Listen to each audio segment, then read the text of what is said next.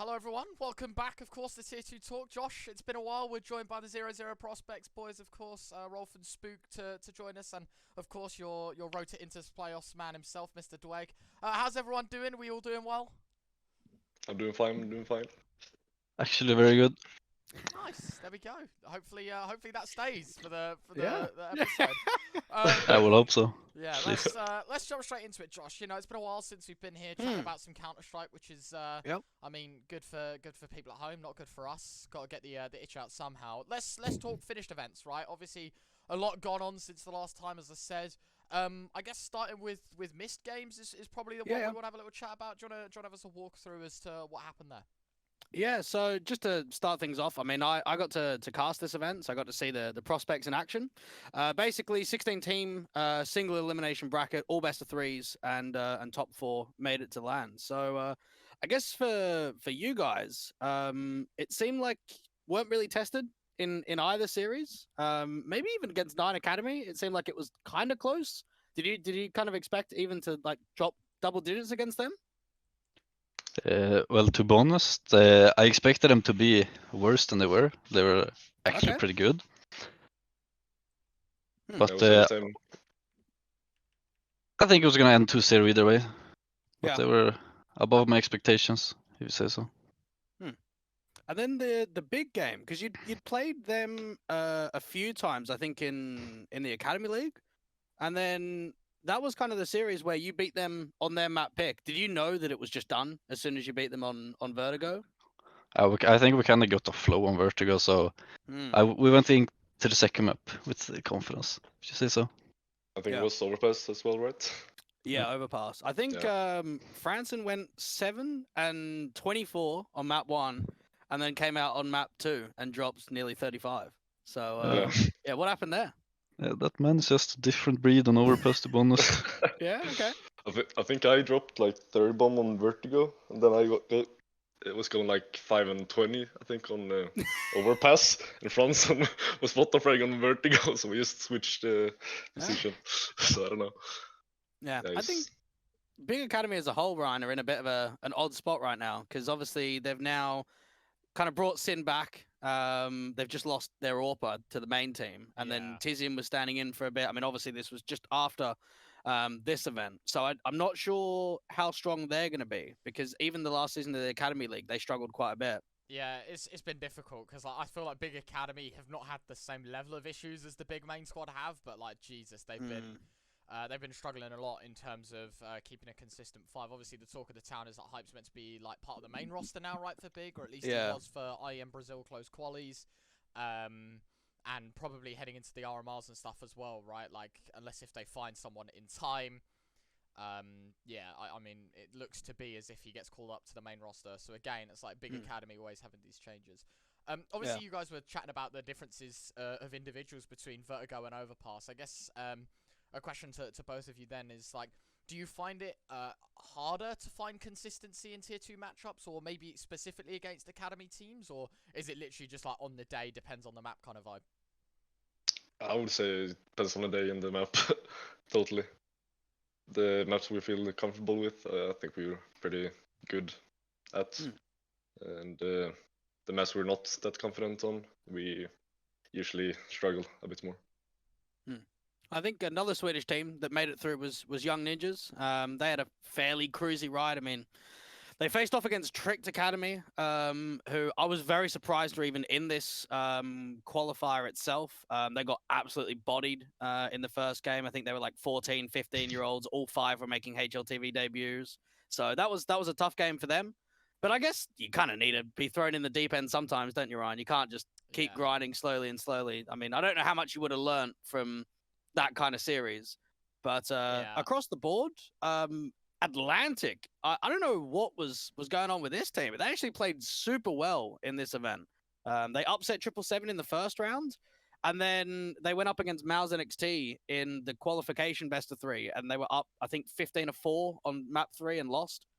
So they kind of choked closing out there to make it to LAN. But I was quite surprised how well they played, because they're kind of a fairly newer lineup. I think even Salazar that was playing there just got picked up by Ecstatic. So they got like a new AWPer. Basso came in. They had like a new 5th as well. So, and then UK team as well for 7 AM. They did all right this event.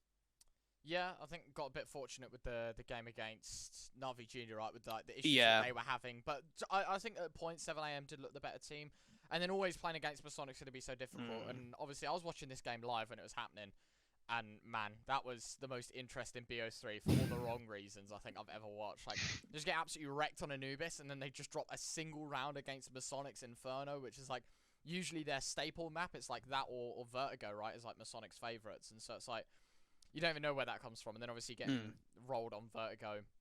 I don't know. I felt like it should have been a 2-0. Didn't happen. Like, we were thrown everywhere. But I feel like for the most part, like, this qualifier went as it should have. I think there was no like definitely. big upsets, or there's no teams here that qualified that shouldn't have. And it was quite a fun watch. Obviously, like having a closed qualifier for a LAN, or I guess like a, you know, like the qualifier for the LAN in general is always fun. And to have it like this as well is really enjoyable, because obviously it means like if you fuck up once, like that's it, you're done, right? And I guess that it rewards consistency more than it does over time, which a lot of these like tournaments doing Swiss stages and stuff, it's just about like, you know, I don't want to say lucky matchups, but if you're playing against an easier team, you know, it's a lot better. So here it's like no room for error kind of situation. But yeah, this is a fun tournament, and I think the main event's going on somewhat soon, Josh, if I'm not mistaken. The Heroes of Lofoten. Yeah, a couple of months away. What do you guys think of the Packer teams? Do you rate yourselves, like, obviously you're going to rate yourselves pretty highly, but how do you rate the others in comparison to you? Do you want me to do like 1, 2, 3, like the best Mate, thing? I mean, if you want, who are you going to play in the final? Like, you know, where do you rank everyone? To be honest, I think the final is the quarterfinal. Us against Young Ninjas. Yeah? Not to brag, but I think they're top. Like, definitely a top team. They're definitely, I think, the strongest team we play against in Sweden right now. Yep. Of all Swedish teams. But I always look forward to playing them. Because we know all the players, of course. Ro1f's played there, and yeah, they're always strong opponents. Yeah, I've actually never met them. Except on LAN. Yet. Yeah, first time I will go against them is on LAN, so it's gonna be fun.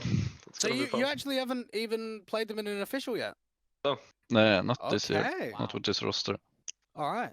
I think last time we played them was Elisa. Yeah, I think so. Indeed. Oh, Ro1f wasn't with us then, but I was looking. he was in the crowd.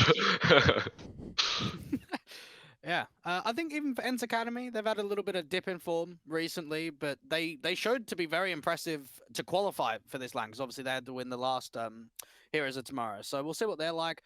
Astralis Talent, I think Bro is like on very good form for them, so he could be fun to watch on LAN. And then even Masonic, Masonics are hard to read, Ryan, because they've had more changes, haven't they? And I do feel for that team, because it seems like every time they get like some stabilization of roster, they just lose players. And they lost 3 to Ecstatic, and then they've just lost Buzz to Astralis. It's like you just have to constantly rebuild and just constantly look to try and pick up some other pieces. I mean, getting Kier's not a bad pickup, to be fair, though. He's probably one of the most experienced players on this team. I think as well, like as you said, it feels like a mini endpoint, you know, where it's like we're always like throwing these players like in and out of rosters, in and out of scenarios. I guess another team that's kind of gone through that, a team that has never been the former self, is Mal's NXT, right? Like, I think we always remember that Mal's NXT side that just owned the entire academy scene for what felt like an eternity. Now I think they're starting to get humbled a little bit more challenged within the academy, which is always fun to see. And obviously this is going to be a good event to promote that, because obviously this is basically 5 like labeled academy teams and Masonic, which kind of is in of itself. This should be a fun tournament. This should be an enjoyable one to watch, I think, for a lot of people. Are you guys keen to watch Jimp Hat on LAN? Yeah. Yeah, it's insane, I hate them. man. Yeah, it's fucking insane. I don't know. Yeah, Little kid, man. Yeah, I wish I was that good when I was 15. Could you guys? Do you reckon he's the best academy player out there right now? I would say so, actually, because he's so young. Yeah, probably. Him or Lalo, maybe? He's maybe not the best academy player, but I would say he's the best young gun, at least. Yeah, he's the best like a little kid. young talent player, I would say. Yeah. He's like 16, 15? Or how old is Yeah, he? I think he's like 15. Maybe he's just turned 16. We'll check now. If Liquipedia wants to tell us. I think he is 15 though, right? Like I'm pretty certain. Oh, he's 16. He had his birthday. 16. Okay. Had his birthday near the end of last year. There you go. Oh, yeah, okay. Still 16 though, and he's like Oh, 4 yeah. times your elo. Josh might. I don't. Yeah, I a little don't think bit. he's actually played much LAN other than when he was back in Finland, maybe, and like some of the local ones. Because he wasn't with the Mouse lineup when they were playing We Play on LAN, so I don't actually think he's had that much LAN experience. So that should be kind of cool. There you go. Should be fun. Yeah, I think the Lofoten in Norway would be really fun as well. The tournaments up there. Yeah, because Spooke, you've been to Norway before with the old iteration of the lineup, right?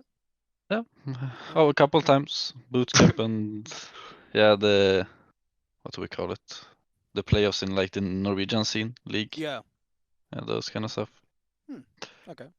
And the organization is based in Norway, so when we go up to bootcamp, we'll travel there. Right. Oh, okay. So Usually. familiar territory then. Yeah, I would say so. Not in Lofoten, perhaps, but a bit down. All right. Should we move on to the next event? Yeah, can do. Do Go you want for to do this Thunderpick event? I think. Can do. Interesting again. It's nice to see that these guys actually are putting on like more events. Because I thought it was just going to be a one and done kind of. Like, Yeah, the one series. That's like, it. Yeah, welcome in, and then that's it. Like they're kind of done. This is number 2, right? This is their second one that they've just finished up. If I'm not mistaken. Always a fun one to have a chat about these because it feels quite like the. They have like what, a Swiss stage, they have like a group play, then a double in black. Bro, it is the playoffs double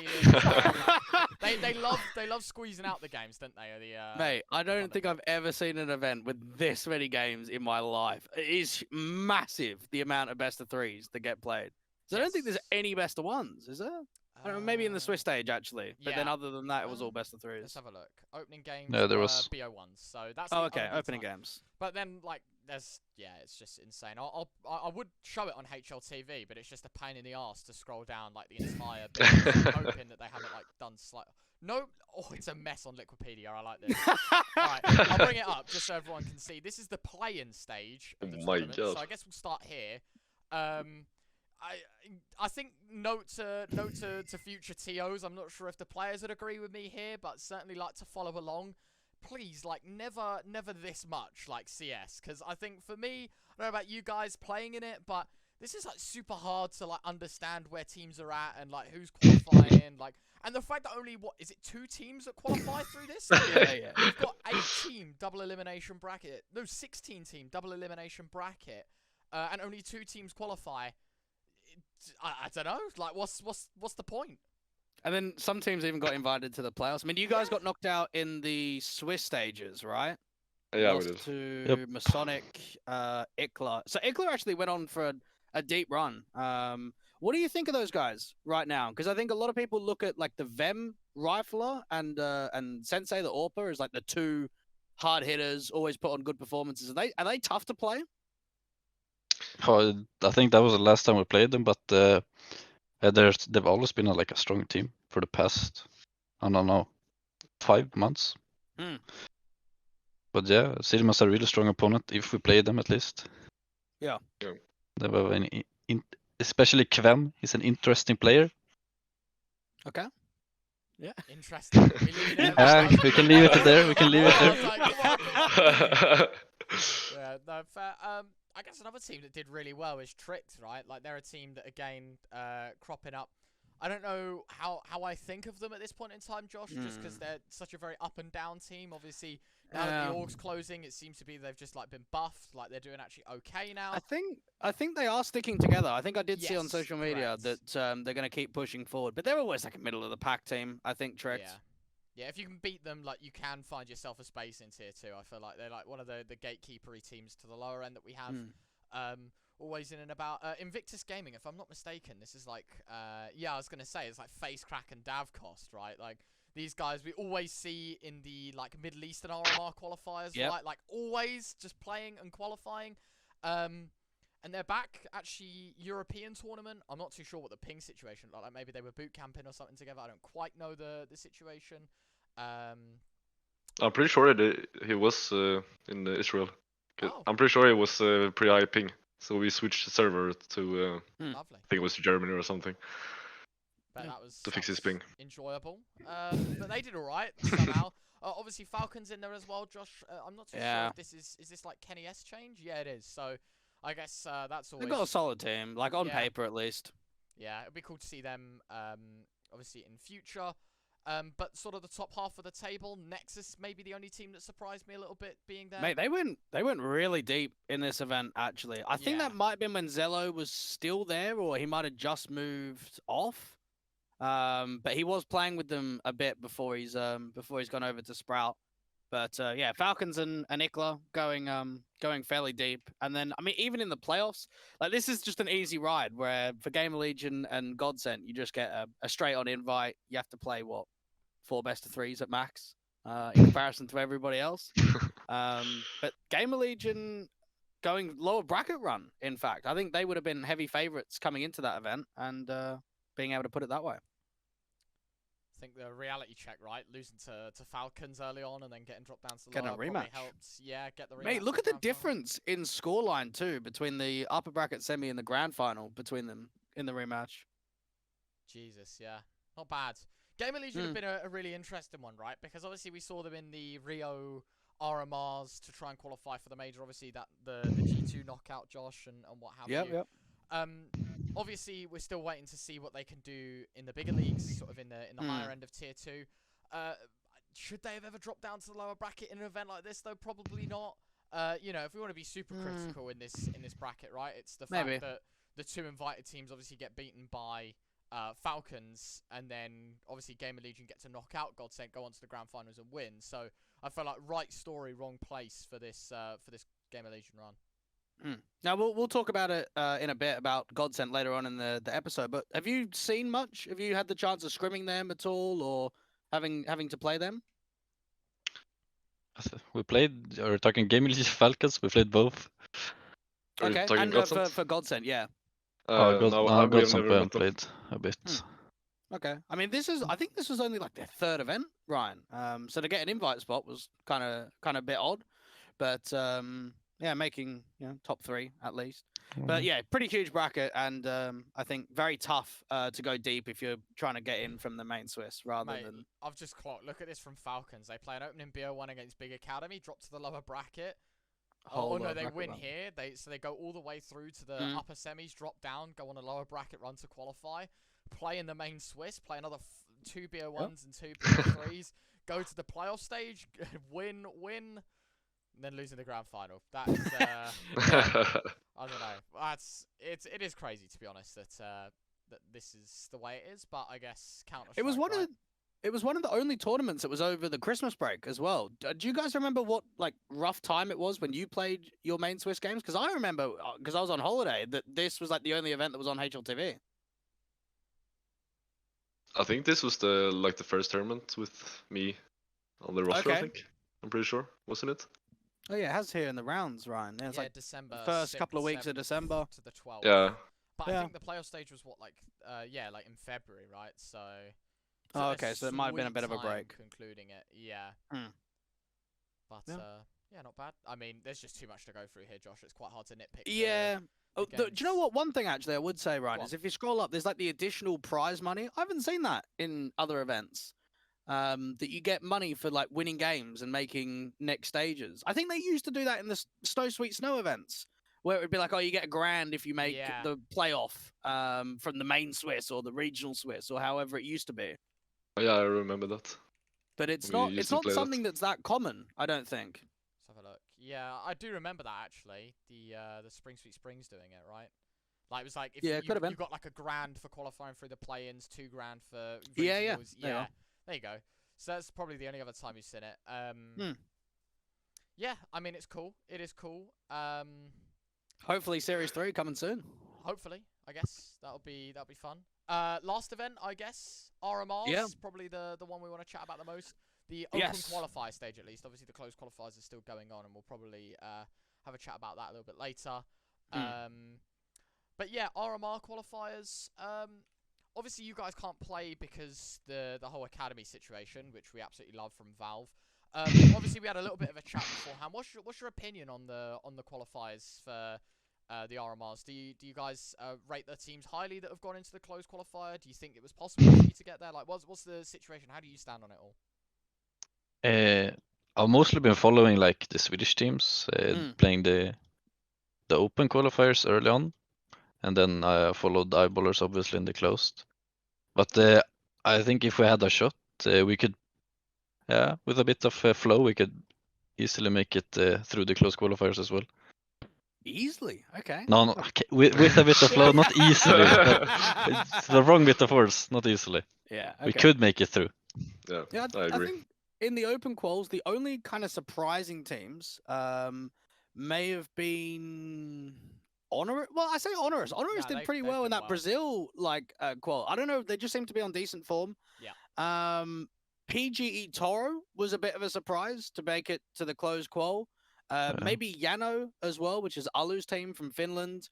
And then the ReTr00 Dweg French mixed team making it mixed as well. fits, That right? was quite. That's it. Yeah. Yes. That was a bit surprising. I was just sitting in envy, watching every team qualify while we do nothing. I don't know if there was any sort of like large teams that didn't make it through. Godsent didn't make it through. I guess that's a big one. Yeah, that's a decent shout. Masonic K23 didn't. That's yeah. Yeah. Okay, that's an even bigger one. Yeah. I got scarred for life playing against them. I played in the qualifier, got absolutely farmed. That was good fun. Yeah, that really surprised me they didn't make it, to be honest, because I think for that team as well, like all of the shit that they've been through, obviously the new changes and whatever, maybe you're not expecting immediate results, but for K23, you know, this isn't even the RMR, this is the qualifier, the closed qualifier for the RMR. Like you're not even guaranteed to make it. You know, the fact that you don't have to play G2 or Astralis or any of the teams that you know, didn't make it through directly. You should be making this. You should be 100%. I think for K23, the standards for them are like, well, we want to see you in the top 30 more, and not making the major. There's a shit ton of HLTV points that they're going to miss out on. But more crucially, that's a big event, one of few. Obviously, being I don't know how they stand on sort of like blast terms, but I feel like for their chance, really, these open qualifiers are like the place to be to start farming the points for both Blast and ESL. And the fact that you're missing out on the biggest one of the lot, no doubt that's going to be disappointing for them. What about Sinners too? Because Sinners brought Oscar back, and they made top 16 in both open qualifiers, but failed in both best of threes. I don't think they've quite been the same since Neofrag went to OG, but still making both. I mean, shit, some of those games were super close actually. So. It can happen, but I don't know. Both open qualifiers losing out in the best of threes kind of hurts. Yeah, I mean, I think the one thing that people were really questioning, well, two things, right? One was the scheduling, because you had to play, it was like 6 BO1s, maybe even 7 BO1s in the first day, which is, you know, I mean, it's not terrible, but it is a lot of CS, right? And it's a lot of games that you could mess up.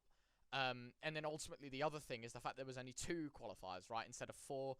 I think Rio we had 4, Antwerp, Stockholm, we both had 4 qualifiers.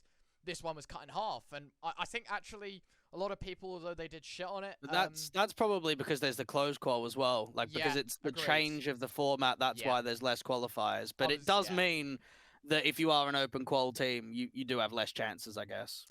I think it made for much more enjoyable CS as well, if I'm honest, because then it's not like, oh, you get the 3rd and 4th chance. Like you bite it's quick and it's done. And if you lose both, you're done. You know, there's no like, oh, we'll give it a go tomorrow when there's even shitter teams playing because all of the good ones have already qualified.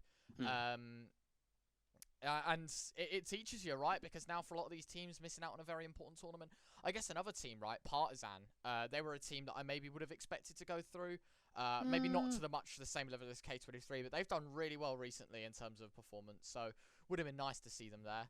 Obviously, I guess for us, Dripmen didn't make it, the UK team, but, you know, we're always here for the names, we're not for the CS. Although I do say that, we got the BO3 coming up soon, don't we? The ITB and Viperio, Yeah, so we'll be keeping an eye on that one, no worry.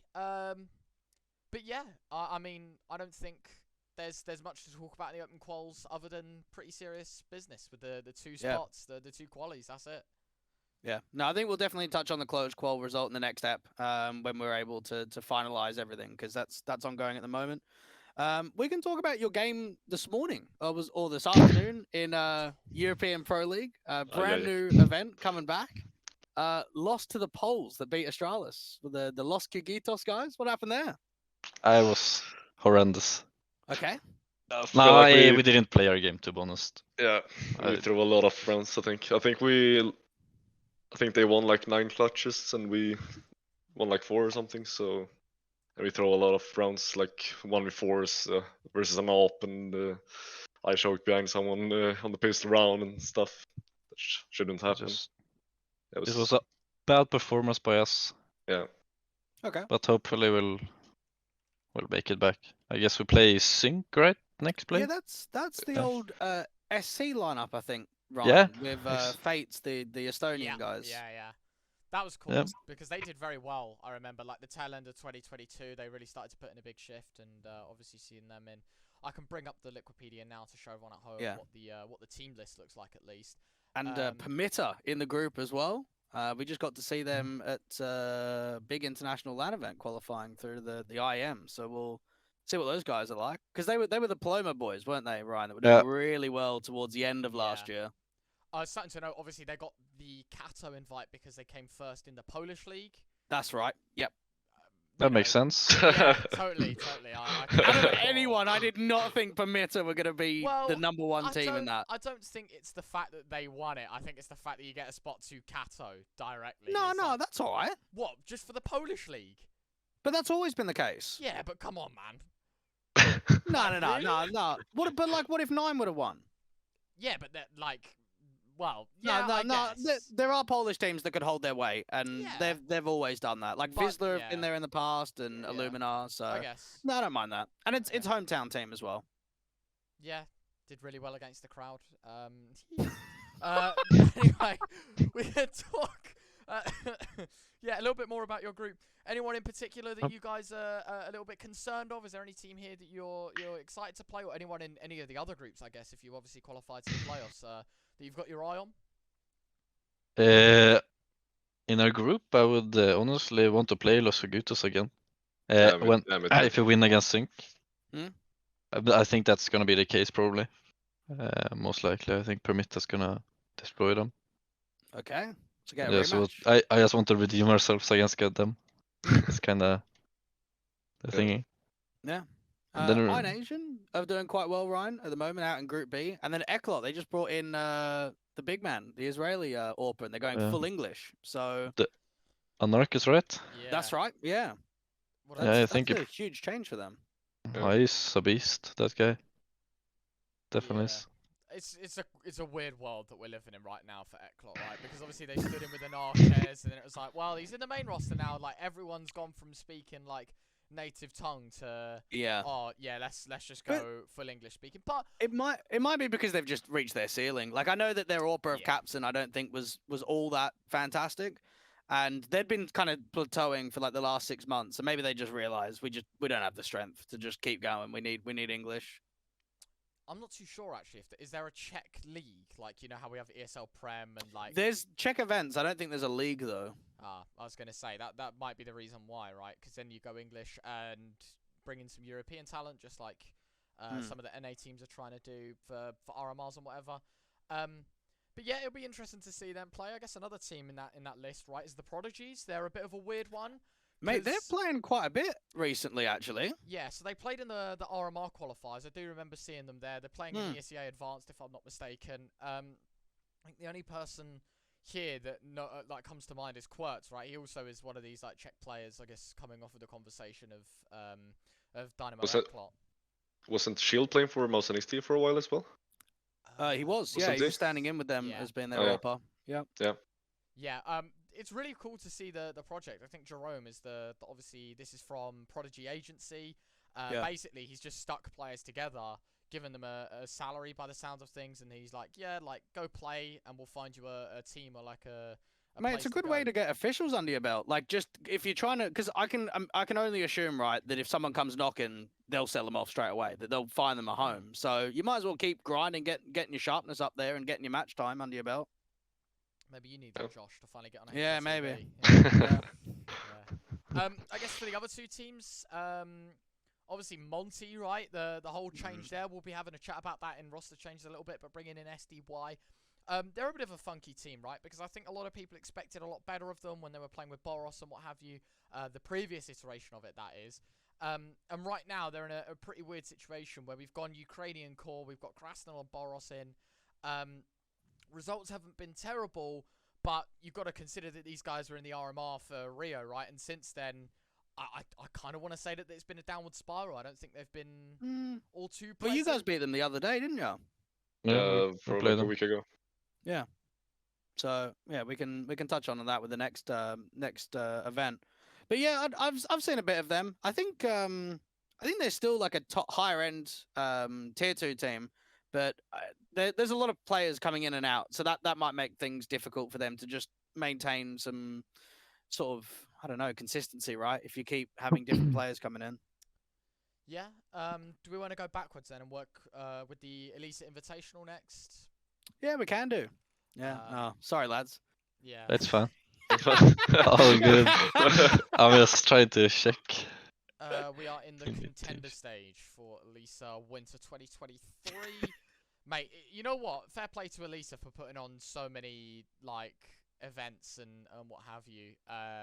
Like they do what, 4 a year, Josh? Right? They do 4. 3 or 4 a year. Plus the LAN final that they did obviously last time. I mean, by the sounds of things, with how it went, they were very happy with that one. And obviously going into this year, maybe they do the same. We don't know. You know, that's not us leaking anything. Genuinely, just no clue. If they're going to do it again. But I guess we can start with the contender stage, right? Because obviously, although we say ongoing events, they're split up. So the first one's the contenders, which is like basically where they invite 16 teams. It's a Swiss stage with the top 8 going to the main event, which is obviously where the playoffs is and what have you. I'll just bring it up on HLTV just so we can see effectively what's gone on. We can have a look at the results here as well real quick before we switch over.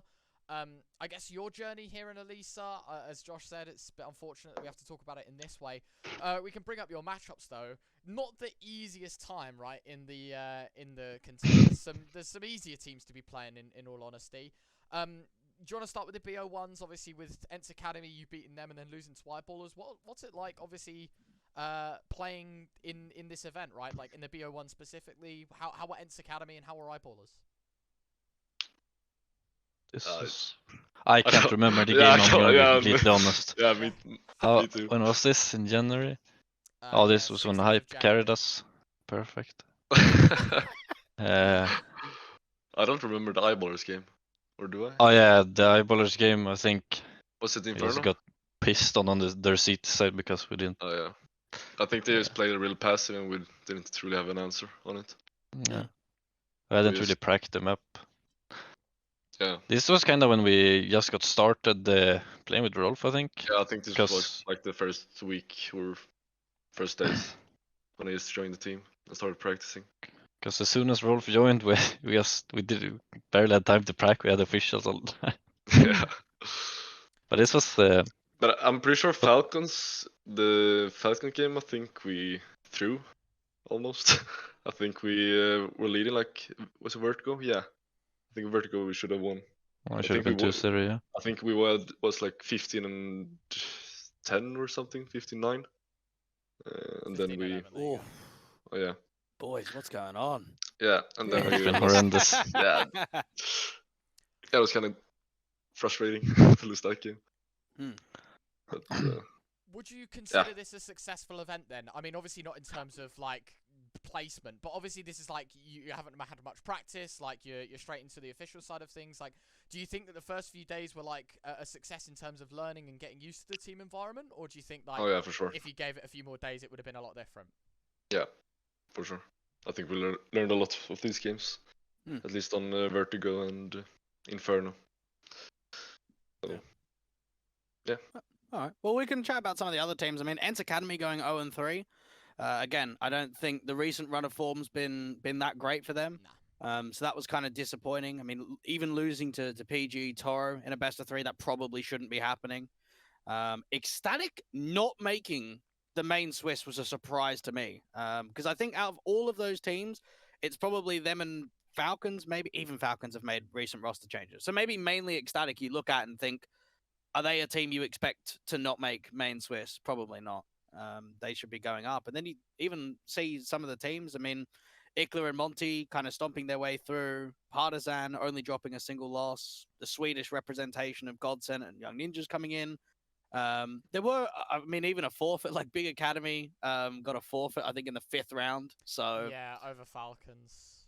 I mean, even for their run, like you beat, what is it, GTZ in which is the Portuguese in a best of 1, and beat PGE Toro, and then you get a forfeit win in the. You haven't really done that much. Yeah, it's like the fast track ticket, you know. Like when you get to like a theme park, and you're like, yeah, I'll skip the queue. Like that's Express ticket. Yeah, exactly. That's like you had to be like, yep, thank you. I mean, I don't know why Falcons forfeited these games. Mate, I don't know either. I don't. Yeah. I just don't know. remember like getting told the day before, because obviously I was on the last 2 weeks of this, and they were like, oh yeah, we got like BO3 games.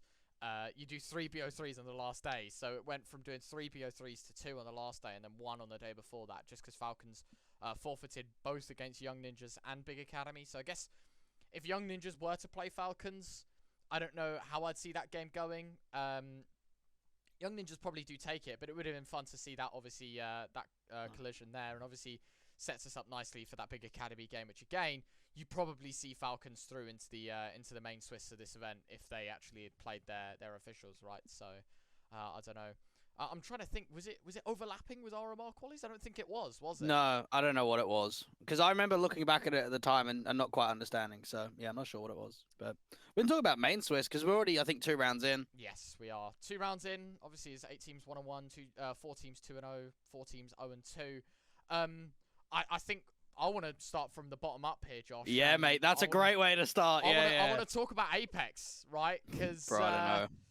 Listen, on paper, I mean, if we scroll down, it'll tell us, like, the ranking. Apex are 5th highest ranked in this tournament, right? And I know ranking doesn't mean everything, and this ranking, I think, is taken from when the event starts, so it's not updated, like, on a weekly basis. But, yeah, it's pretty embarrassing to be here, and the results that they're obviously getting as well. Introducing Kicksan into their main roster, right? Obviously taking him away from the Blue Jays lot. If you look at the results as well, like the map pick of Apex is close, and they just bomb out on Vertigo, and then against Godsent, it's the exact same story, but it's actually it's in reverse, right? It's like to be fair though, well, I mean, just look at Joel's stats in this game. To be fair, Joel's stats, right? Well, oh my god, man! Yeah, even on Ancient, was kind of unreal. Wow. So yeah, he's not having a bad game, is he? Yeah, I cast both of those games. It felt like for Apex, like the first map in the series, both times were kind of close. Like it was fairly close, and then they just got dumpstered on the other 2. But again, I think Godsent are a fairly new lineup. Young Ninjas have shown a decent amount, but Apex just qualified to the RMR. I would say that on paper they've got the most experienced tier 2 team there is right now. I don't think the results showed that. I think it was very disappointing last year. Like they did not do much with the lineup. But seeing them 0-2 was, disappointing. And then, I mean, even for 500, they're 0-2. But to be fair, they lost to Eyeballers, which, again, that probably shouldn't happen. And then they had to forfeit against Partisan because of the RMR. So it could be tough for them to grind back 3 wins. Because they even made playoffs of the Elisa Masters. So if they go out in main Swiss, that will be looked at as just a terrible performance. Disaster, for sure. It's a weird one, isn't it? Because like the whole like scheduling over RMR things, I think is like a catastrophe in of itself. Like 500 make the sensible decision in forfeiting this game. Do they beat Partisan? Probably, right? I think, they should do. You'd say so, and then obviously 1-1 things look very differently. And now obviously that these guys they're not in the closed qualifier anymore, are they? Or are they like I don't know the exact situation. I think they are 500. Yeah, I think they are. Okay, well, even then, right, that could lead to more games being postponed and what have you, because obviously having to play in the RMRs. And yeah, it gets messy. It gets really messy, but it's unfortunate for them. Speaking of unfortunate, I kind of want to dribble towards the top end of the table a little bit here, Josh? They dive into Eyeballers, because I was well impressed in both of their series. I mean, beating 500 and then beating 9 back to back, like that's 2 top end tier 2 teams. I wanted to get your thoughts on like what you think the lineup is right now, because the way that I look at Eyeballers is it seems like Pepsor was just the missing piece, that they kind of kept the same 5 for a really long time. Didn't really find much last year, and then finally they bring in Pepsor. Like, he's a great player, he's got quite a bit of experience, and it feels like success is coming. But when I still watch their games, I feel like Flusher still kind of holds them back quite a bit. I mean, I think it's what Sapek or Shine, I should say, who's IGLing on this team. Yeah, Shine. So I don't know. Do you think that eventually the veterans are going to get overtaken by youngsters as time rolls on with this team? I have no idea, to be honest, but I think it's kind of Flush and JW in control, and I don't really know what Flusha brings to the table. Maybe it does a lot of stuff, but like, it's hard to say.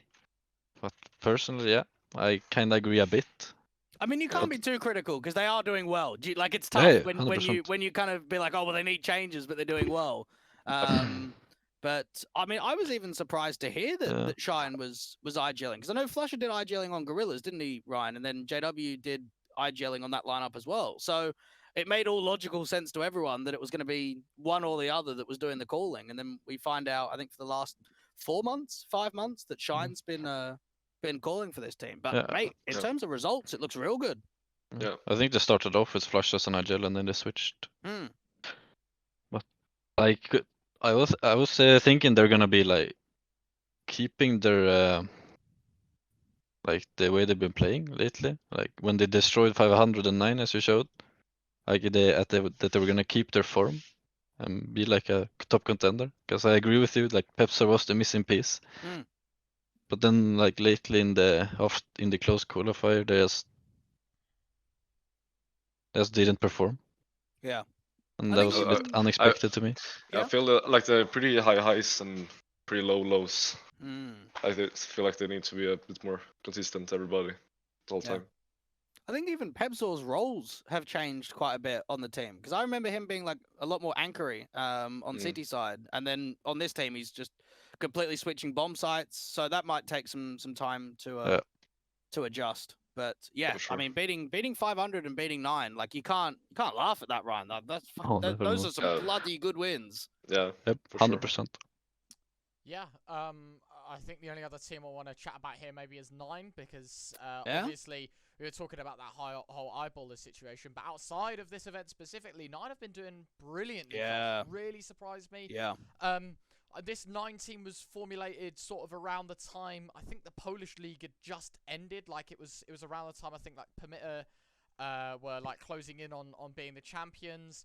They announced that they're joining 9, and then they bring in Hades, obviously coming in after being a free agent from Finest, right? So I think like was he bought out by Finest? I mean, no, he was on loan from Ents to Finest, and then I think it got cancelled. Yeah.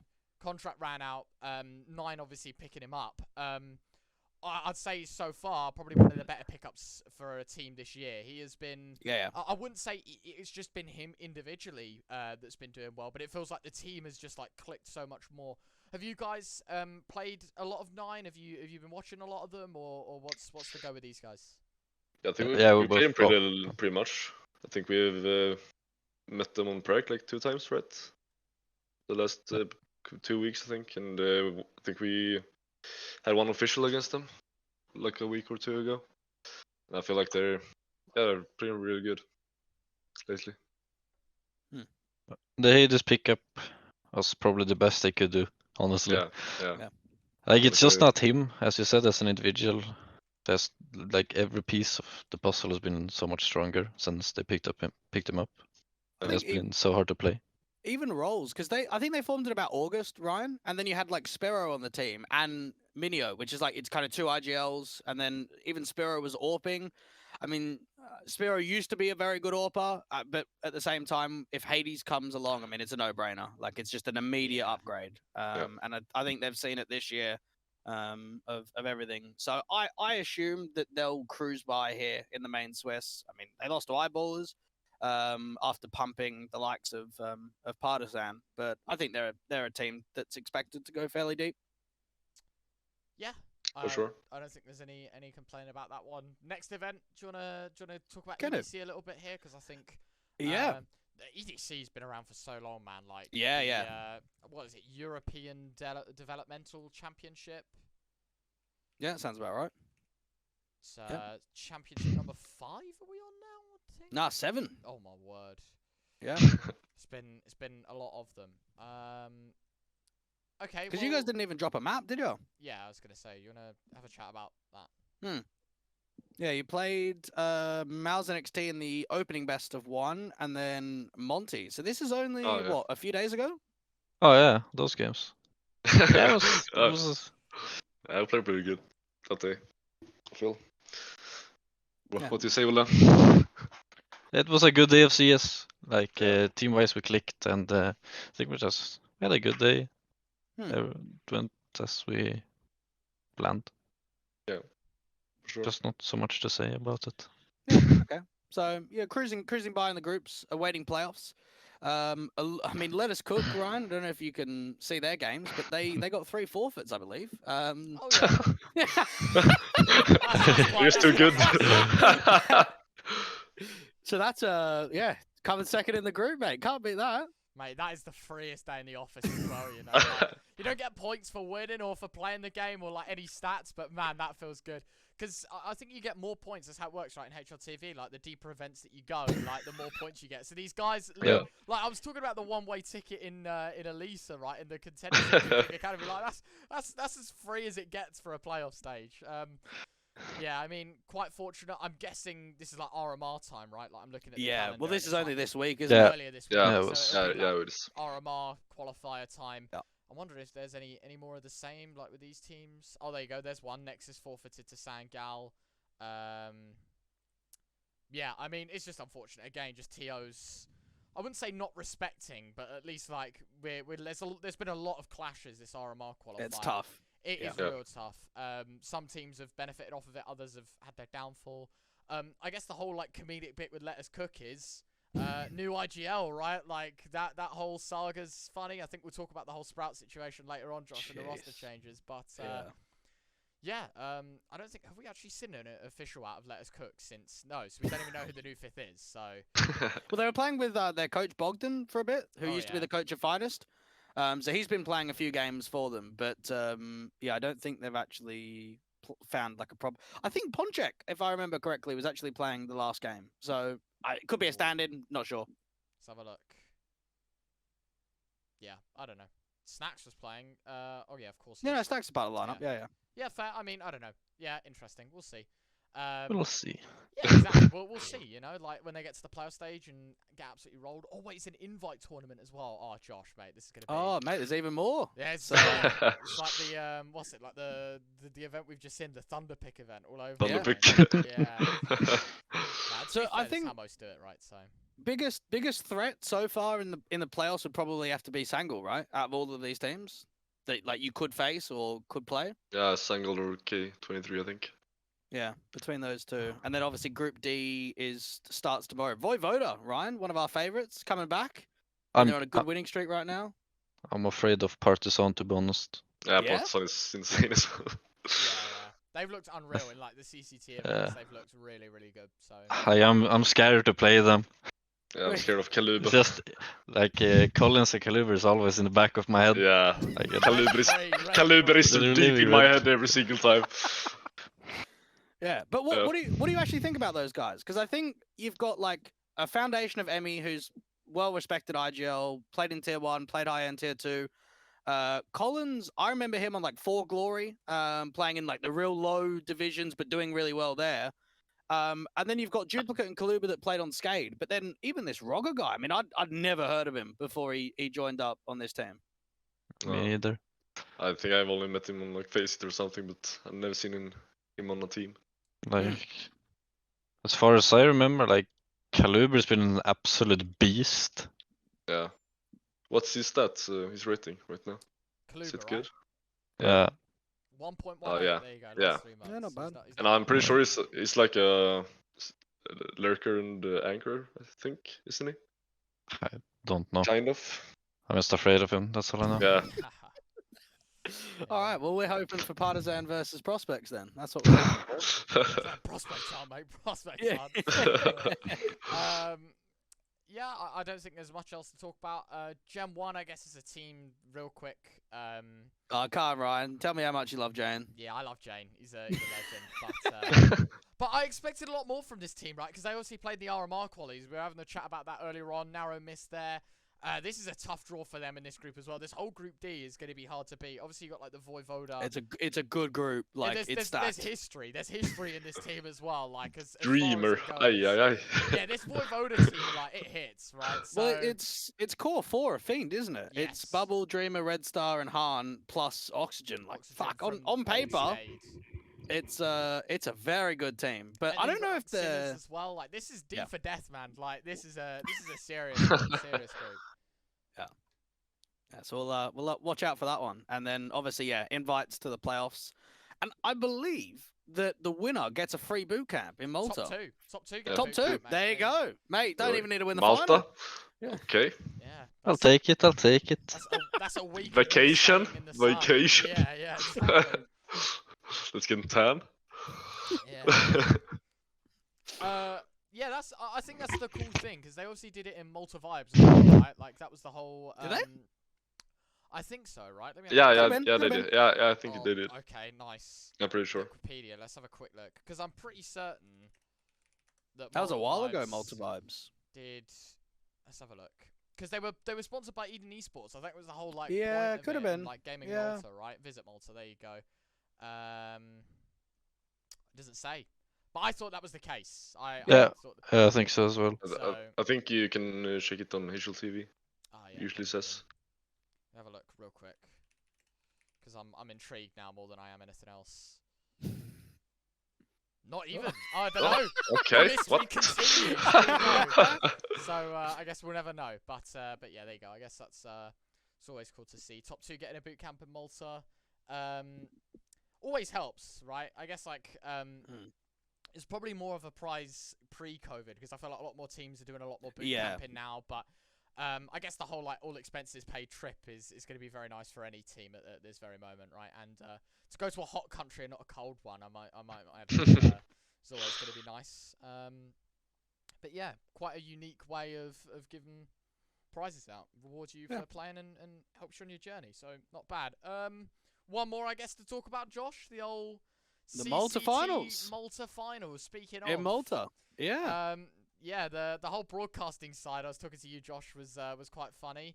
Our good friend, Mr. B-Dog, he was there at 9:30 on day 1, and they finished at 4:30 a.m. local time. So savage hours. I don't think the players are going through quite the same, but this event's been pretty interesting for the most part, right? Because I think Got some good teams there. you look at obviously, yeah, the teams that we've got. I think there's a lot of stories to be told within each of them. Obviously, like Honoris. Pretty cool to see them at a LAN event. Obviously, same for Forza with the changes that they've had. For Sprout, Sprout, that whole scenario. I guess for Ents as well, they just got Nerds in, but they benched before this event. So Henu from Ents Academy is currently playing. Obviously, Bad News Eagles. This is, I think, their first like bigger event with Devil Walk in the coach slot. For Movistar Riders as well, we'll have a chat about it, but they actually qualified for the player stage over Sprout and Spirit. And as you can see here, did lose out to BNE, but the game's currently ongoing. They're currently 1-1, Josh. So for Movistar Riders, this has been a big event for them. Anyone in particular you want to chat about first? I think we could probably start with Movistar because I mean their run of form recently has been just crap. They've not lived up to where they were before, and to be honest, this might be the turnaround. One decent event, putting on some good performances against high tier 2 end competition. I think losing some bias for these guys was tough. Like that was quite a huge loss when you lose a player like that. So could be a slow grind for them. But I don't think there was many surprises. Maybe Spirit getting grouped is a fair surprise, to be honest. Yeah, I mean, especially after how well they did against Sprout, right? Like that 16-5 opener. I mean, I know you're playing against Berry, but like to go 1-0, pretty decent round. No flame to bury. I just need sorry. Let me rephrase. Let me back you up. I'm trying to say, like, not playing with a full 5. Like, you feel like if it's Xiphon here, right? That's a very different story for Sprout. Sorry, I should clarify a little more. Yeah, bury shit, mate. That's not what I meant. Obviously, there's always going to be that downgrade, right? And then for Spirit, obviously, to play against Ents, very, very close game. I did want to highlight this BO3 in general, Josh. It's like, we have 2 of these maps going to OT, one of which is, the other one a full 30. Like, this is as nail-biting as it gets. Spirit could have gone 2-0. They go 1-1. They play against Movistar Riders.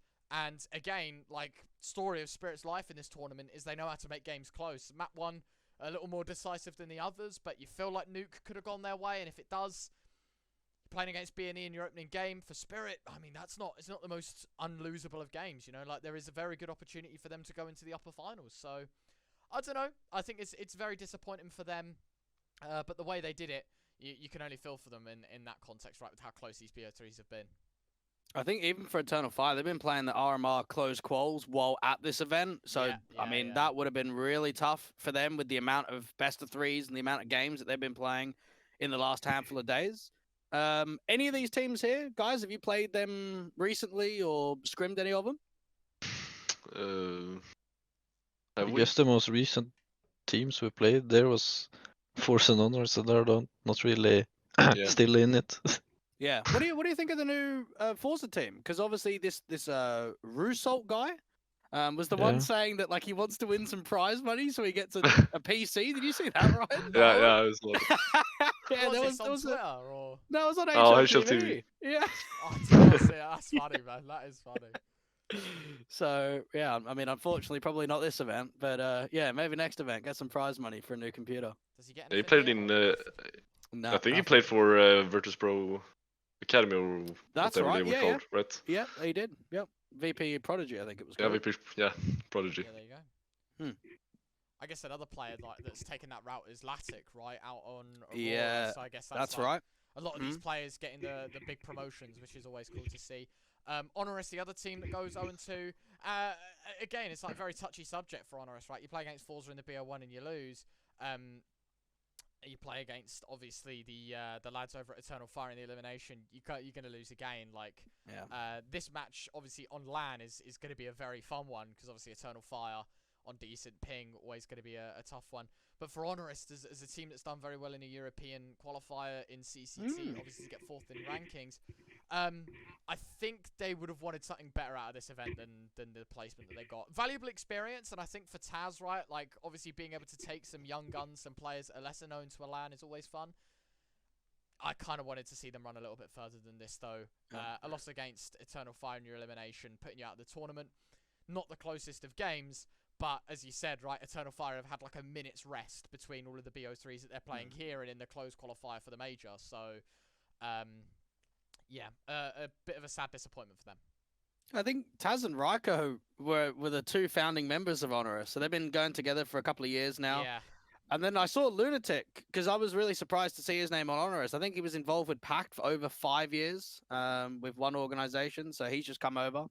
But yeah, hopefully we get to see them more at LAN, because I think that they're a team that in recent form have been doing quite well. Yeah, absolutely.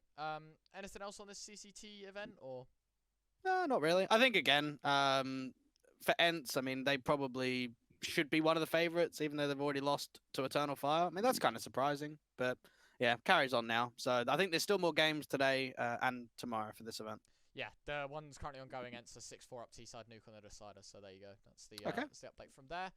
I guess now we can talk about roster changes, right? Like, there's a fair few of these to go through. We'll only pick up on the meaty ones, Josh. I want to start, definitely. Talking about Sprout most recently. I know I've jumped the gun a little bit. Go for it. They obviously, since the last time we talked, signed Zello, which was a complete understanding one. On the Sprout side of things, he was a really good player out in Ecstatic when he stood in. That was when Wolfie left, right? I think that was like the whole timeline for him. Finally, the call up happening now for Sprout is an interesting one.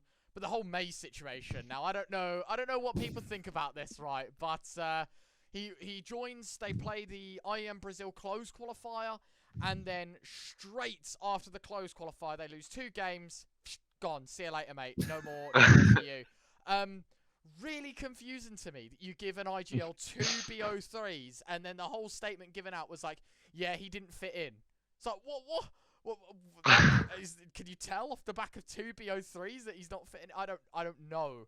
I don't think we're ever going to see something like that ever again. It was just a really weird timeline for Sprout. Yeah, I don't even know. Do you guys have any insight on having players trial for a couple of games and then that's it? I mean, I can't see how you give a guy 2 games and that's it. IGL specifically 2 games. And that's it. I wish I had insight on that matter, but I have no idea actually. Yeah, so weird stuff. Yeah. But yeah, they benched Xiphon as well, didn't they? And then that was what kind of started the whole shift. So they're playing with Berry at the moment. They're probably looking for a 5th. They're looking for an IGL. I don't even know who's available. I don't know who they'd go for at the moment. well, just wait and see. I have no idea either. Yeah, no, they're in a. Feels like I feel like Denmark a has very weird time to bench a player. Yeah. Chiron, Ryan, getting the chance on Outsiders. I think a lot of people were fairly surprised that Norba got benched after kind of winning the major. But still, Chiron getting that opportunity. I liked his confidence. You see the interviews he had at on LAN, like, I don't feel the pressure at all. I mean, he played well. Yeah. But seems like he's hanging high with the confidence. So it was like, I really don't see a difference between tier 2 and tier 1. It was like, and there's confidence, and then there was that. But at the same time, like, obviously that whole change was based on they wanted an upgrade for the future of the team, right? Because while the team is doing well in the moment, obviously they were the major champions. I think James, like, for the last 2 years, like, I remember he was saying, like, Chiron was his, like, young gun pick. I forgot what they call it, right? Like, the lookout for this guy next year, like, in the top 20. Yeah. And so James, like, yeah, we'll have him, right? Like, I believe in this kid. Thanks. But it's cool because obviously we had him on the show a little while ago, Josh, and he seemed pretty comfy in tier 2. Obviously that was when he played in the RMR for Aurora.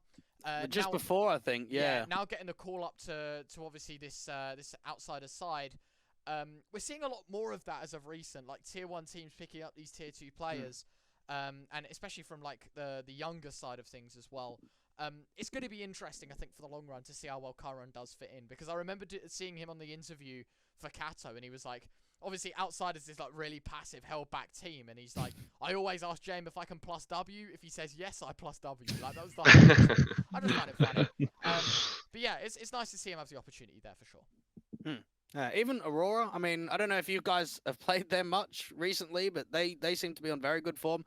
They brought in Seltzer, and I think even on paper, Ryan, like, the team doesn't scream like, oh, these are going to be high-end tier 2, but they've got obviously the Forza guys, Lucky's in there, Nori's in there, Kenzie's in there, and mate, like, they're putting on some very good showings recently. So maybe the small adjustments in the lineup changes for them have only boasted this year. I mean, they were on a 17 series winning streak or something absolutely crazy. I'm gonna have a quick count now.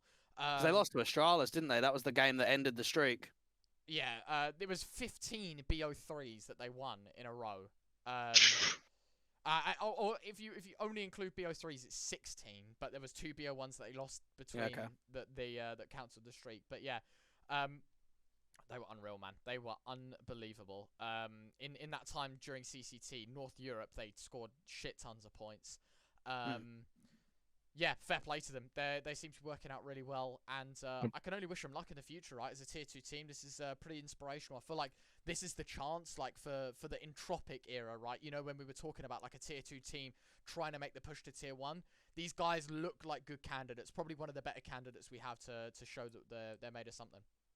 Yeah, well, if they can qualify to the RMR as well, I think that will only kind of benefit that sort of chain logic, right, Ryan, pushing them in the right direction.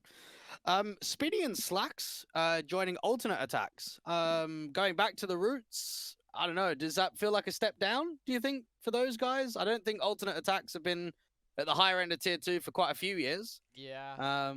I don't know. I see this as a stepping stone move more than anything. Like, you know, no offense to the other three on this team, but Slacks and Speedy playing with Freeze, Orzak, and Perks is not like something I had on the bingo card for this year.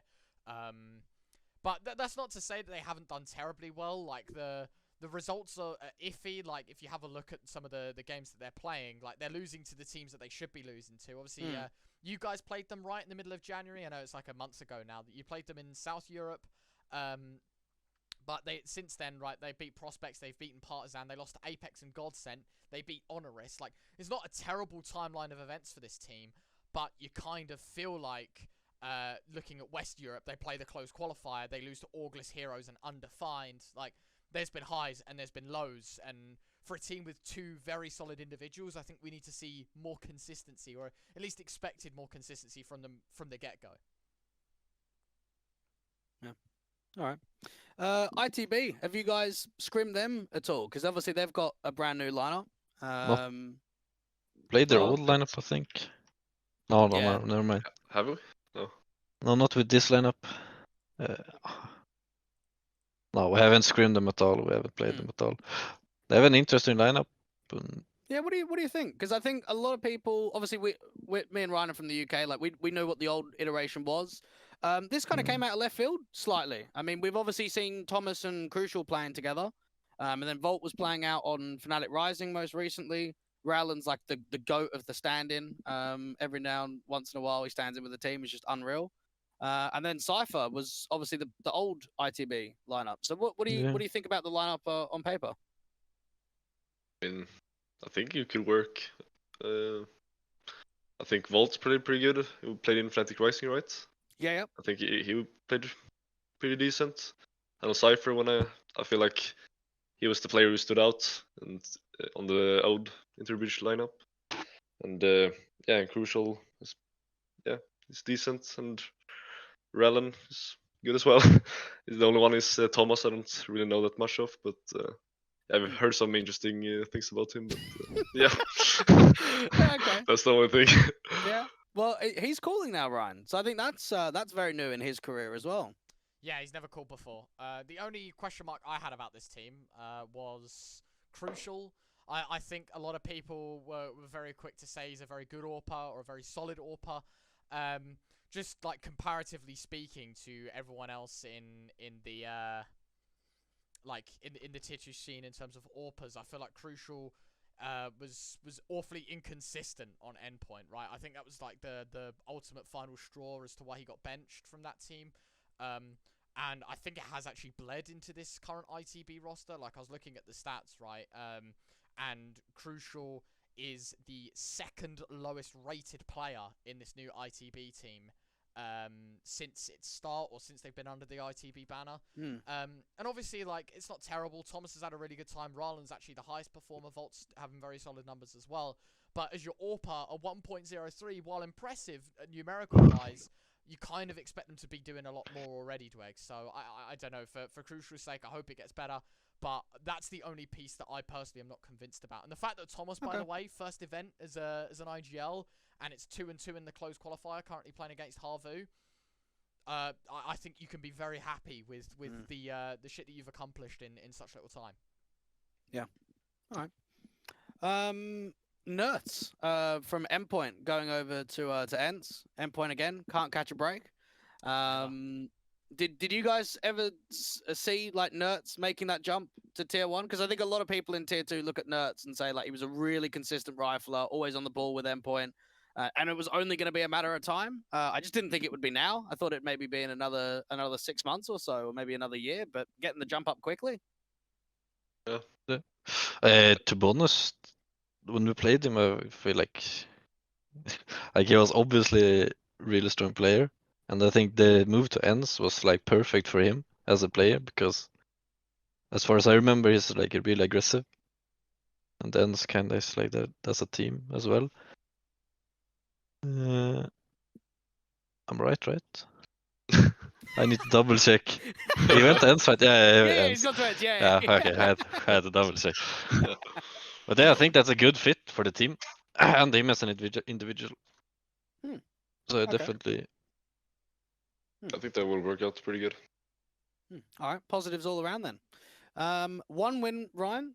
They've made quite a few changes actually. Flamey out, Glowing out, Forrester in, Boomich and Nickelback in. I think there's some question marks about that there. Obviously, 2 IGLs on the same team. We'll sort of get to have a grasp of exactly how that goes down, what the results are going to be like. They have qualified to the RMR, so that's a step in the right direction to see more of them.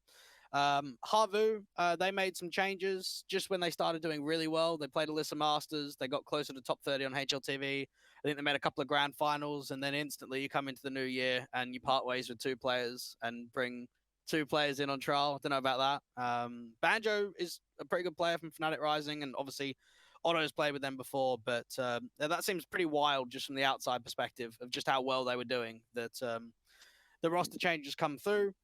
We spoke about Nine and Monty, the changes there, and then obviously Devil Walk to B&E, try and see if they can get an upgrade in that department. And then obviously Falcons, benching Haji, who was there for quite some time, and Body. So even in the French scene, I think LDLC, Falcons, we've seen quite a bit of shuffles between them, Ryan. So, I mean, all were probably the goal of trying to make the RMR. I don't know how many of them are actually left now. It's just Heat. Yeah, Heat may be the last ones. Yeah. A lot on the French major, because we had a lot of the like supposed like powerhouse teams like trying to come together to qualify, right? And it's like it's been far from a powerhouse looking side. LDLC went 1-3, you know. Yep. I did see a funny tweet, to be fair. KRL, I think it is. He's like he's like the French streamer. He's like the French Ghouls or whatever, however you want to put it. And he was like, on Twitter, he was basically saying like, oh, LDLC, it's like super unfair that they've done this closed qualifier to put teams like LDLC down and like give Astralis an easy run while giving these teams no chance to qualify. Mate, shut up, please. It was funny to see that on Twitter. It was like, it did make me laugh. It did make me laugh. But yeah, it was interesting. LDLC obviously dropping in that qualifier, in the closed quali. I don't think there's much hope now, as he said, for like French teams in the actual RMRs. I was just having a quick look there. Heat and Aurora is the last, like, they're head-to-head right now. Yeah, at least we get one, right? I guess it's like, well, we could get one is the point, but yeah, crazy. I guess now we can move on to the funky segments where the players get to speak their minds a little bit more. We're looking forward to this one. You didn't add any pissing text, Josh, so I'm just gonna have to go on the fly. I've got the pictures, mate. Oh yeah, but I don't see them. No, but if you click the button, they come straight up, mate. The create the list. Oh, okay. Well, that would have been useful. Okay, cool. Yeah. Right. Okay, let's talk. We're gonna switch it over to the QnA session, I guess, but it's not QnA just yet. We're asking the questions for now. There's D tier. That's cool. We'll get rid of that. Okay, 4 teams. The Swedish tier 2 teams. Easier said than done, probably, but rank them. Go. Rolf. Yeah, we could do one each if you want. Like you could do like, or do you want to like work together and make the list together? You start. Take the first one, Ole. Do you want me to start?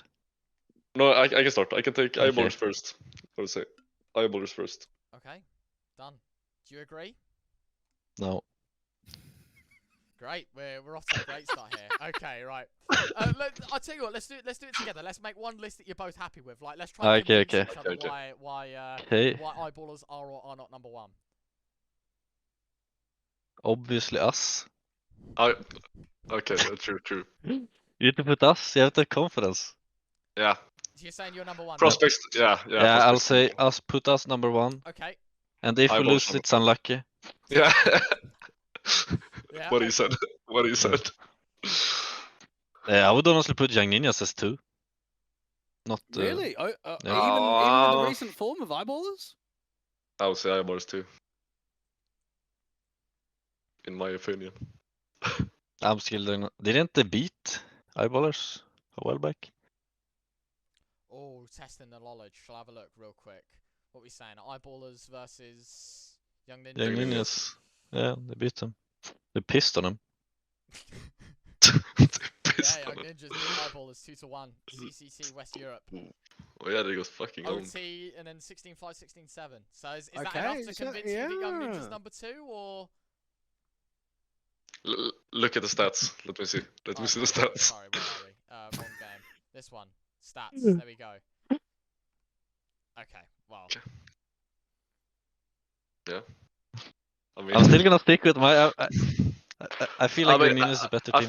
I feel like it depends on the day. I feel like if everyone is showing up, the Young Ninjas is better. But I think like 6 out of 10 times, Ibers would win a BO3. I think. So I think what we're coming to a conclusion of is right now the top 4's real tight. That on the day performance, kind of where everyone sits. Because I think sometimes, maybe in 6 months now or a year from now, the difference could be quite a bit. But where we are in the present day, the difference seems to be super minimal between all 4 of you. Yeah. Yeah, but I just feel like Ivors is a bit more consistent than Young Ninjas. I feel like Young Ninjas has always been kind of inconsistent. Because one thing you got to remember, Spooke, is that we're talking about overall. We're not talking about who's going to beat who. You know, just because Young Ninjas have beaten Eyeballers, you're not being convinced there. But I still feel like they're a solid. Like they beat Apex as well, though. No. Yeah, they destroyed Apex like a couple days ago as well. Yeah, they go 2-0 over Apex. I mean, yeah. To be fair, there is a lot of Young Ninjas logos highlighted here. Like, but yeah, like I guess it says obviously I want them to succeed. Eyeballers is obviously a great team as well. I think all 4 Swedish teams that's in that. It's hard. Like everybody has their own opinion, but I feel like we're really close in the Swedish team. The teams. Are we saying? I guess I'm the only one that's gonna put us number 1, but that's because I believe in us. Are we saying then that Godsend's number 4? Is it because it's so close in second and third that you think Godsend's like right now? Yeah, I think so because their map pool is like they've just made the roster, but in a while they're probably gonna be. I feel like right now number 1. Joel is just 1v5ing in every single game they win, and yeah, I feel like Eyeballers and Young Ninjas play a bit better, like team Counter-Strike, like real CS. That I agree with. I feel like. So yeah, but okay. Are we saying this, or do we want second and third switch? Okay. I would say switch. I think rock, paper, highest form Young Ninjas is number 1, but they're like not so consistent most of the time. Eyeballers probably most consistent team. Yeah. And then there's us. We're no comment. All right. Are we happy here then? Clearly, it's like very undecided. There's 2 second best teams in God's sense. I think Young Ninjas third. Third. Let's go with Ro1f then. Yeah. All right, there we are. We've made a decision finally. Yeah. Go to bed soon, mate. There you go. Fair enough. I mean, I think I kind of do agree. Like the whole debacle between Young Ninjas and Eyeballers is a difficult one because I think Young Ninjas probably on a good day are the better team, but Eyeballers have had more consistent results as of recent. And I guess that's going to be the whole like topic of conversation heading into the future is like how does this look? You know, if we ask you to make this in 6 months, you know, we could see some serious change. So I don't know. I'm happy. I think we go back on this in a few months, Ryan, and maybe have a look, see if Spooke's got it right. Yeah, we'll see. Do you agree with the rankings? Or what do you guys say? Ooh. I think it's tough because for me, I've looked at Godsend and their form's really good right now, but the sample size is so small. They haven't played many events. I think I would say that they might have the most potential because they've got a lot of sort of tier 1 experienced players. Joel's unreal right now. But then again, we're looking at the present day and we're not looking sort of in 3 months' time, 6 months' time. Yeah, it feels like it's like the Swedish Apex right now, you know, where it's like like we're currently still like in the teething process of figuring out if this team's actually going to be a heavy hitter or not. Yeah, I mean, I'm happy putting Godsend where they are. Josh, happy? Yeah, it's alright. You not agree with the number 1? I mean, look, Young Ninjas won the last Academy League season. and they're also going to be at the LAN in Norway. So I think Yeah. maybe after MistGames, maybe I can have a little bit of a we'll better. do it after MistGames. And Yeah. Saved by the bell. Moving on, guys. As we get to prod you for a few more answers. Effectively, how we're gonna do this is I'm gonna show the HL TV page. Your job. Are we gonna say build it around yourself, Josh, or just build a dream Well, team? it's up to you. So we've got a tier 2 dream team. Now you can pick yourself and a teammate, or you could just go.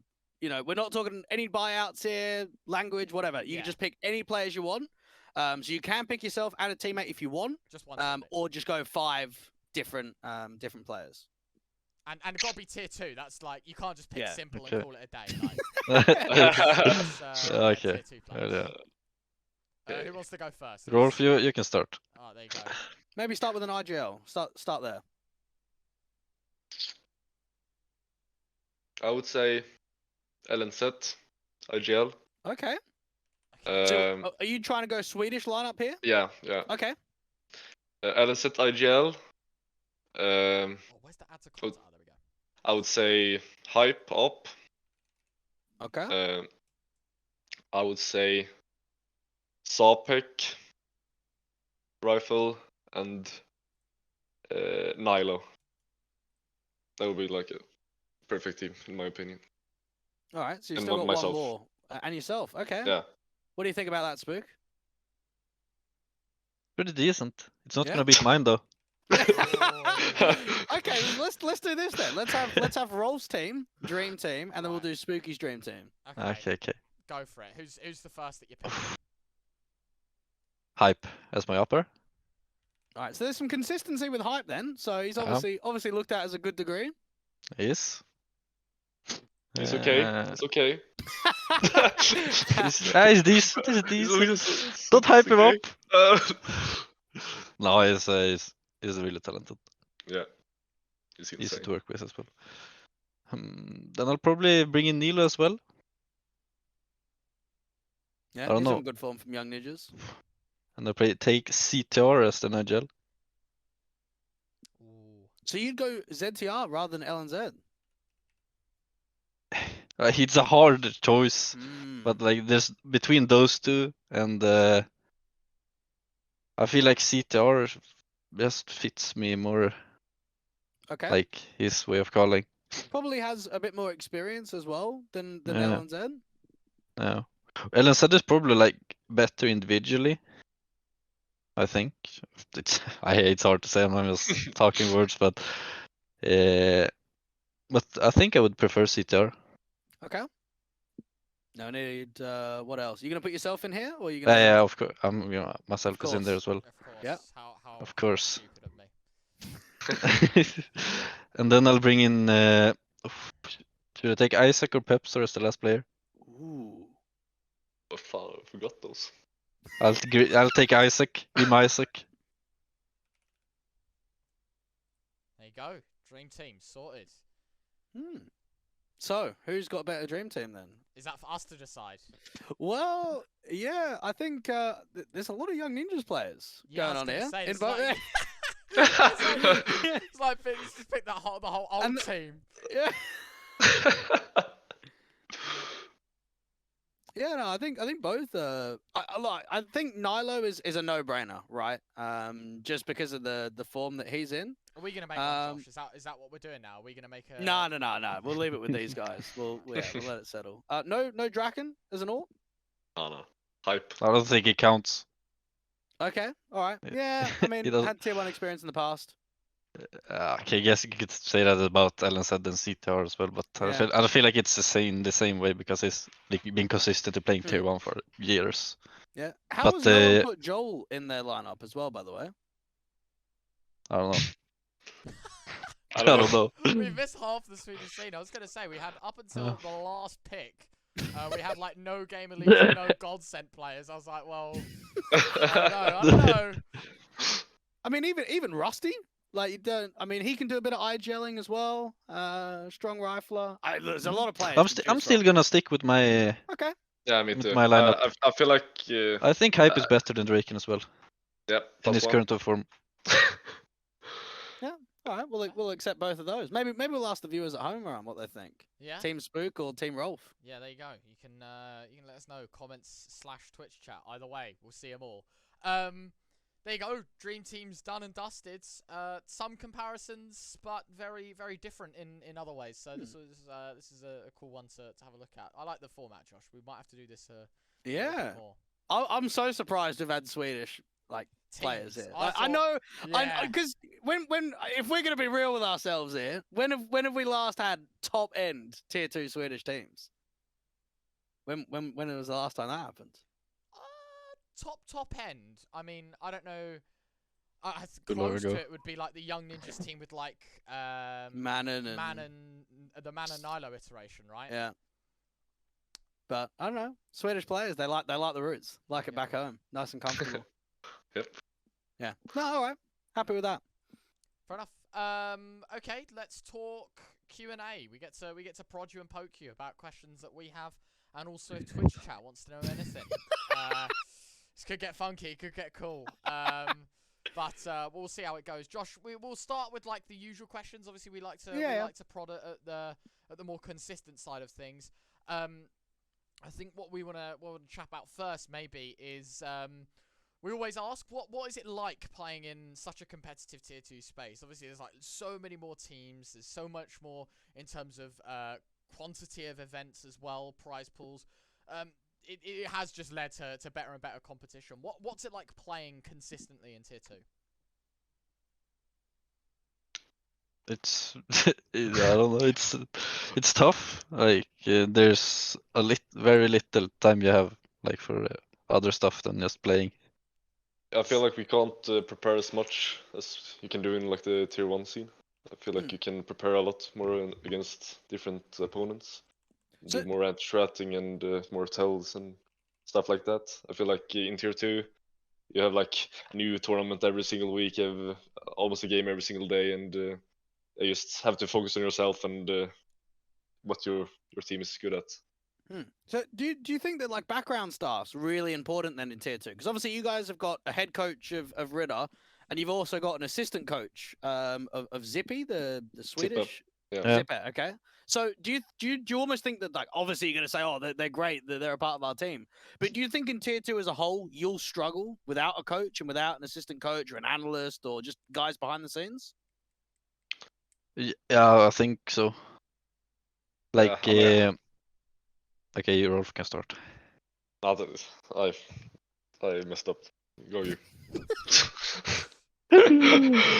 No, but I think like scheduling wise, we would struggle the most, like as a young team like that's never been in this kind of, because we're all new to this, so don't really know how to approach it. So it's nice to have like a guy that can, like, he's just there, that can help with all the scheduling stuff, but also like kind of fits a dad role in the team. Yeah. Like keeping up the structure and stuff. Yeah, that's really important. I feel like that's the most important thing to me, at least. Yeah, having someone with some experience and like a dad in the team is really nice to have. Yeah. Okay. I wanted to ask about Hype. Did I hear that he's IGLing recently? Yep. Yep. So because I think to anyone from the outside sector, right? When you kick an IGL, which obviously you benched Alex, normally you always bring one in. You straight away try and replace an IGL with another IGL. You guys have gone the other direction, and you've brought in Ro1f, but then Hype, who was just your main orbs, now picked up calling. Just tell me about that move. Like, tell me why it was that decision and not just we wanted an IGL. Well, I think first can answer this. well, first off, there just isn't that, like, there's I think 2 IGLs we can pick off in Sweden, and they're both playing right now. But we were obviously looking for an IGL in the beginning, and we played a bit with LNZ, but then the whole Godsent thing happened, and then he went back to Young Ninjas, so that kind of screwed us a bit. But then I think we tried 2 players, and then we sticked with Ro1f in the end. And I think that's was a good fit. Ro1f fitted us almost perfectly, where Johan was able to IGL. And he's done that before, or no? Because obviously. I think I gelled a bit in Lil Mix, Okay. but I'm not sure. I can't just be talking shit right now, but I think he did at least. I heard. I think he yelled in something for a while. Alright. You got anything in the Twitch chat, Ryan, that's coming in? Era asks, "Are you guys rolfers?" I'm a rolfer. I'm a rolfer. Yeah, of course. Who isn't? Who isn't? Yeah. So, I guess another question that we usually ask our guests is, what's the warm-up routine like, sort of inside and outside of the server before practice or an official?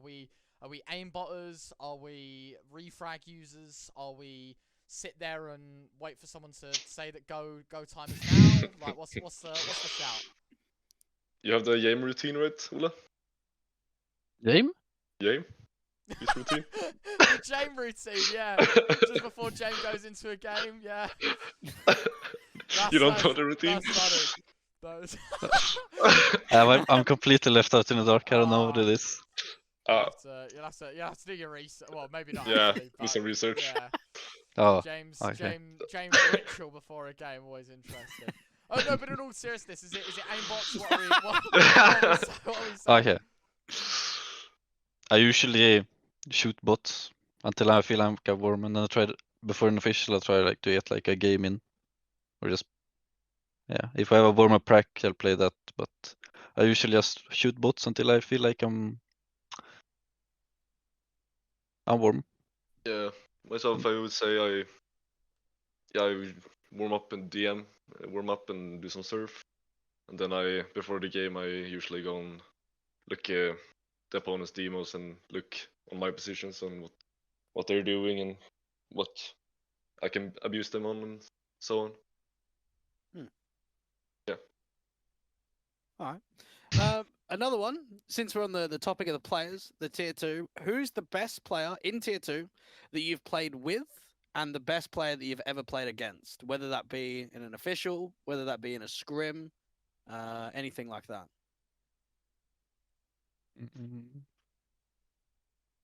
Is it both who you played with and against? Yeah, so one player that you've played with on this team, on previous teams, and a player that you've played against. Well, you can start off, boy. Yeah, I would say the best player I played with. I'm going to give this one to Hype, actually. And that's because it's the easiest guy to work with I've done in my career this far. And it's really helpful and chill dude and really talented. So, yeah. What are you thinking, Spooke? Who's the best player that you played with? Like it's either Heap or Hype, someone of them. I don't really know who I'm gonna give it to, but one of them, those two. Okay. And then what about players that you played against in the tier 2 scene? Ooh. Well, can I say Keto when I played in Big Academy? Yeah, really? You think yeah. even when he was playing the academy team? I mean, we can accept that for a bit, I think, yeah. right? I'll accept it, right? Because it's not like a Simple or a Zywoo or whatever. Like, as long as it's not there, we're all right. So yeah, fair. Yeah. Because I don't think a lot of people would say Keto, right, Josh? Like, no.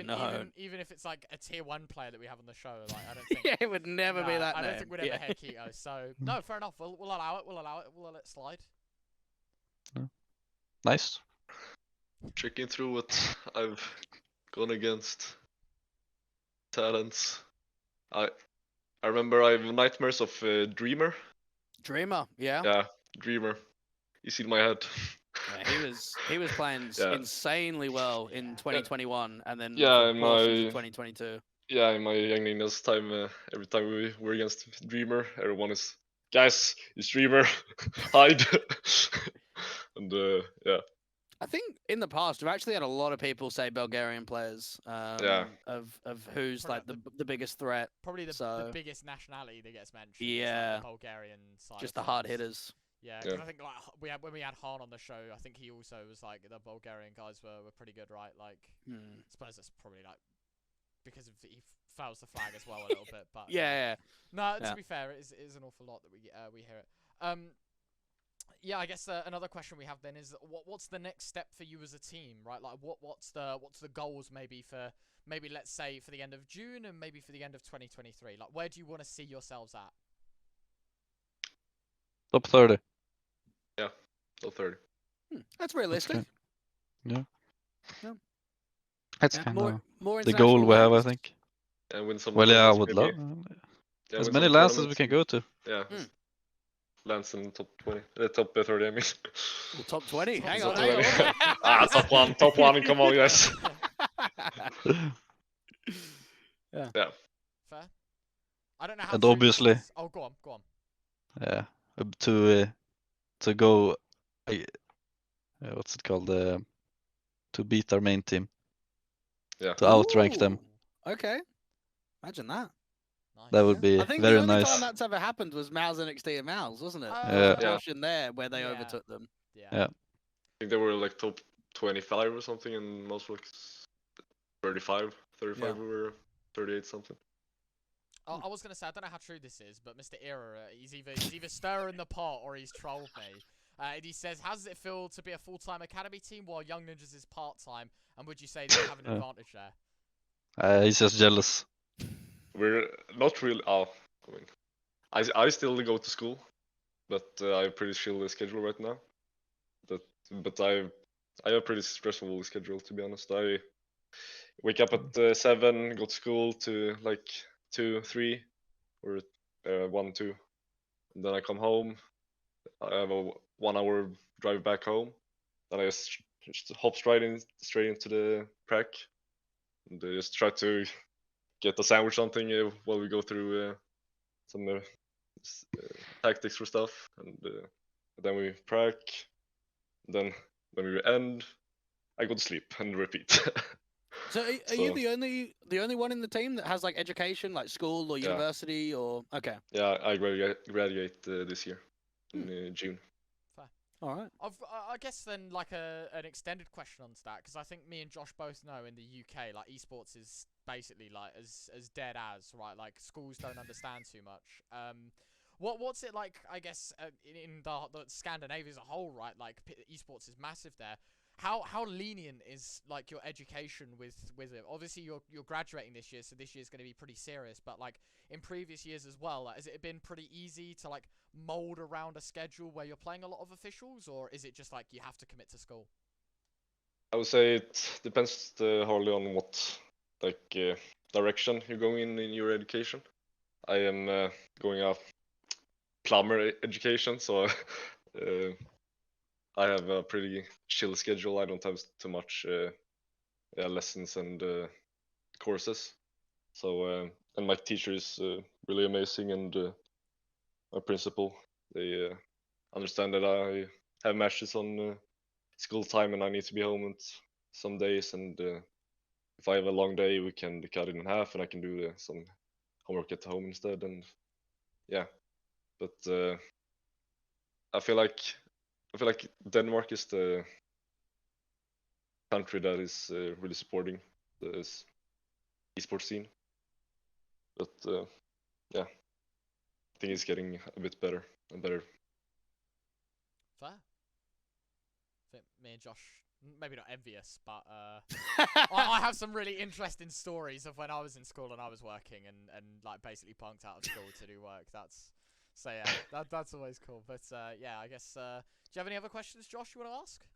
No, I think I'm pretty wrapped up. Again, we'll get to see the Young Ninjas versus Prospects hopefully at in Norway in a couple of months' time. So yeah, watch out for them and support the guys. They got a few events coming up. Obviously, EDC playoffs, European Pro League. After taking an L today, so they'll look to try and get some more W's up on the board. Yeah, we just wanted some more maps on HLT. To be Yeah. honest. We don't play enough. There you go. All right, perfect. Well, we're going to wrap up the stream here. Thanks everyone for joining us. Thank you guys, obviously, for joining us here today. We appreciate you as always. Anything you want to say to the people at home? Yeah, I love y'all. Yeah, That's sweet. love you all. That's it. Nice. it. All right. Short and sweet. We like it. All right. Cheers, guys. Thank you very much. We're going to end the stream now. See you guys in a bit.